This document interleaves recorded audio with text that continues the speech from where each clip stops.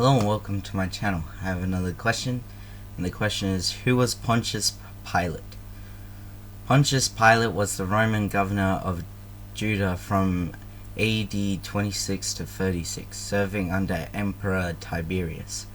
He is most known for his involvement in condemning Jesus to death on a cross. Outside of the four Gospels, Pontius Pilate is mentioned by Tacitus,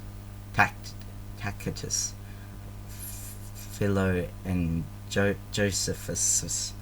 In addition, the Pilate stone, discovered in 1961 and dated AD 30, includes a description of Pontius Pilate and mentions him as prefect of Judea. Pilate is also mentioned in the apocryphal writings, but these were all written at a much later dates. In the Bible, Pontius Pilate is mentioned solely in connection with the trials and crucifixion of Jesus. The synoptic Gospels, Matthew, Mark, and Luke, portray Pilate as reluctant to crucify Jesus. Pilate calls the charges against Jesus baseless, and several times declares Jesus to be not guilty. What crime has this man committed? I found in him no grounds for the death penalty. Pilate's conscience was already bothering him when his wife sent him an argument message concerning Jesus. The note begged him, "Don't have anything to do with that innocent man, for I have suffered a great deal today in a dream because of him." John's Gospel offers more detail of the trial, including an additional conversation between Pilate and Jesus. Jesus acknowledges himself as a king and claims to speak directly for the truth. Pilate responds with the famous question, "What is truth?"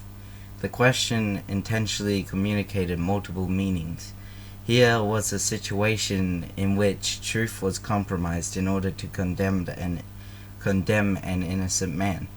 Pilate, who is supposedly seeking the truth, asks the question of the one who is himself. The way, the truth, and the life. A human judge confused about the truth was about to condemn the righteous judge of the world.